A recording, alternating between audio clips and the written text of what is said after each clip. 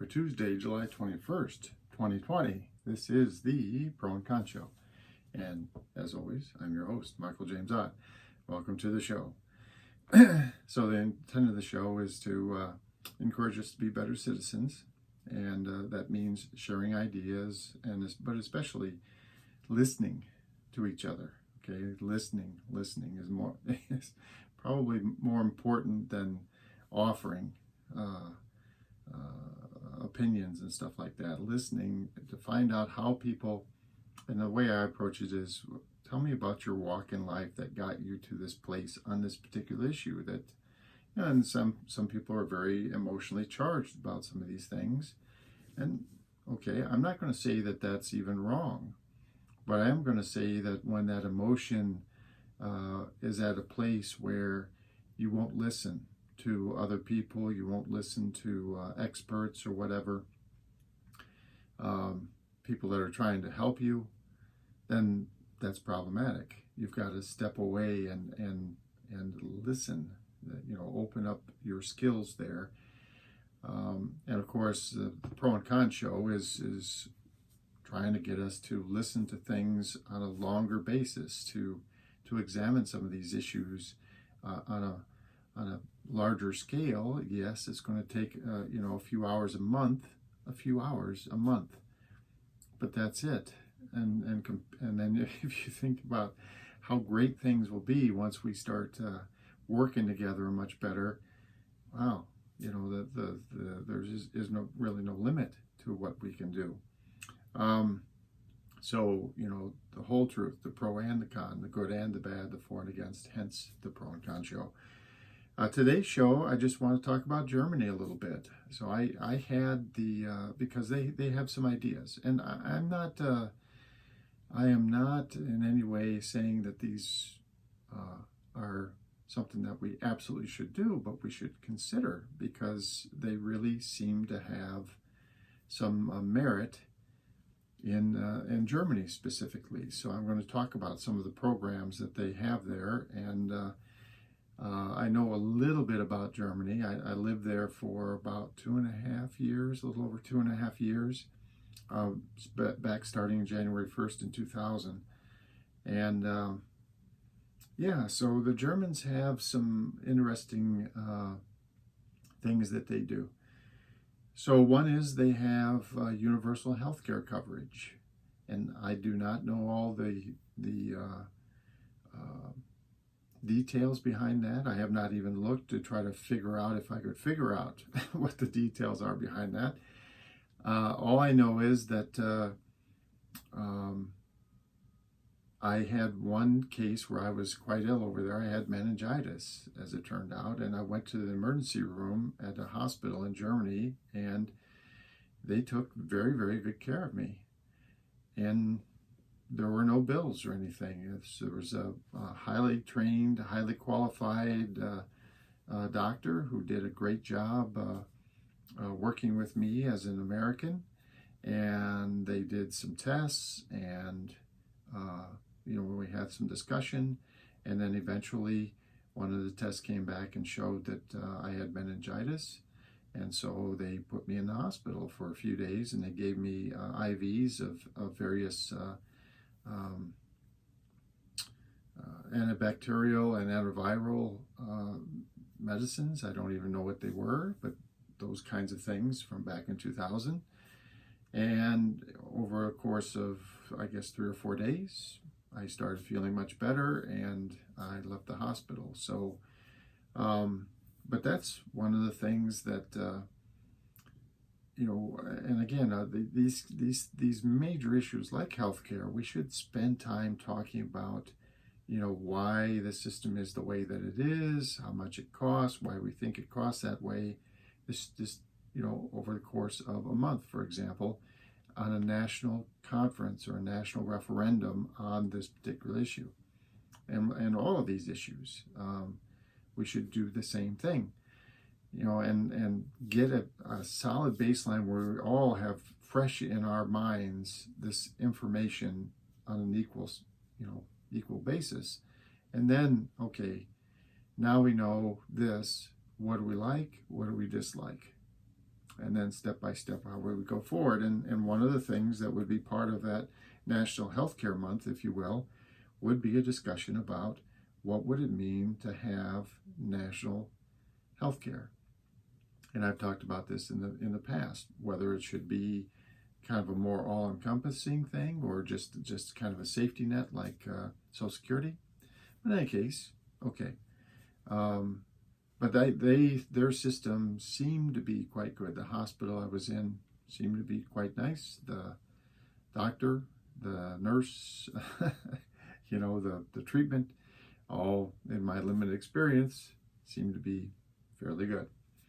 One of the things that they do over there, and I think it's a good idea on some level, is they actually have this employment guarantee that they have. So if you lose your job, you are guaranteed some number of months. So you have to be informed that you're going to lose your job, and you're guaranteed so many months, and I don't know what it is today. Back then, it depended on tenure and stuff, and sometimes it was quite long. I think that's been reduced considerably. The idea of, and I'll tell you here in a second why I think it's a good idea. You get, 3 months or 4 months or 6 months or something. I don't know, something like that. Something 2 to 6 months, I would guess, would be a right number. Again, we talk about it and we decide. But the positive is that that you're going to, if for example there's a downturn in the economy, and you start to question whether you might be laid off from your job. Well, right now the average American works. All of us basically, I don't know it's got to be a huge percentage, 98% of us work at will, it's called. So we can walk in theory tomorrow and quit, but the negative is that the company that we're working for, employer that we're working for, can fire us. Just bam, okay, you're gone. And so what that leads to is this cascading effect. When there's kind of this downturn in the economy, and maybe people start getting laid off a little bit, then this fear can spread throughout the economy of various people worried that they might get laid off. And so what do? Well, typically they'll start contracting or saving or minimizing their spend. They'll put off buying a new washer and dryer that they had decided that they were probably going to buy because their old ones are in bad shape or something. Well, they put that off because they're afraid that they might get laid off. And if you imagine that happening in thousands and millions of households across the United States, then what that does is it causes the economy to contract rapidly, and that it's like it's a cascading effect. And so it becomes true. People get laid off because there was a slight downturn, worry about being laid off, and now suddenly stop spending, therefore other factories don't need to produce, and on and on and on, and pretty soon it goes off the cliff. And that's why our economy can be so volatile. So the whole point behind providing some kind of employment guarantee would be to kind of steady that out so that people wouldn't have that fear, and the economy would go along in kind of a more consistent way, which is, I think, better for everybody.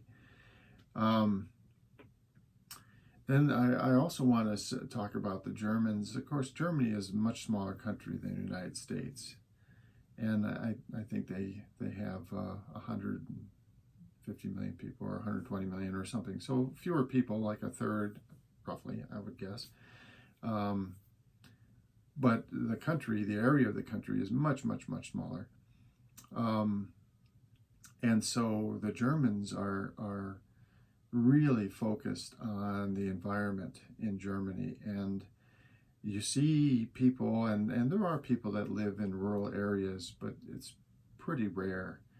Um, Most people they live in small towns, and if there is indeed a small town, it's a tiny town with where the homes and the yards and everything are quite small compared to America. In other words, they concentrate the people into these dense little areas, whether it's a city or whether it's a small town, because they're trying to maximize the amount of green space that's in the country. And also, if you do that, the amount of material that you have to take care of, the housing, the streets, all the infrastructure, if you keep people kind of packed in fairly tightly together, then it minimizes the cost of all that, and it allows you to take care of things better over the long term.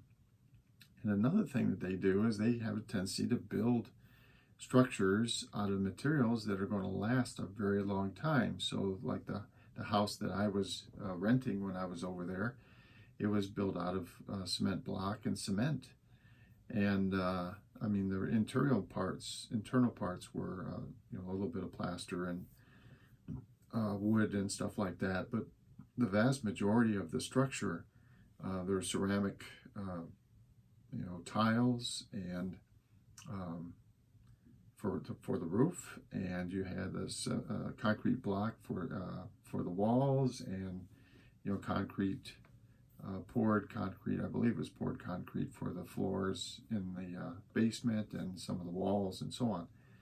All materials that, when done right, wow, they last a long time relative to the kinds of materials that we typically use in the United States. And the last thing that I think would be great for us to at least consider that they were doing over there, and now they've stopped. I found out, I looked into it a little bit more, is they have right around the time that you're 18, 20 years old kind of time frame. So when you're a young adult, they had for a long time, it turns out 55 years or more, mandatory service of some kind. So when you're a young adult and you were compelled to do something, you had to serve the country in some way for about a year. And so some of it was, you might provide assistance for taking care of the elderly, or some other health care thing that was needed, or you would work in the environment, to try to build parks or things like this, or you'd serve in their military. You do a mandatory stint in their military, but some kind of national service, some kind of thing that would force and compel young people to step back and say, this country means something, and you should be ready to serve your fellow man. In the case of Germany, your fellow German. But if we did the same sort of program here in America, it'd be to serve your fellow Americans. And so I talked, when I was living over there, I talked to the people I was working with, and there was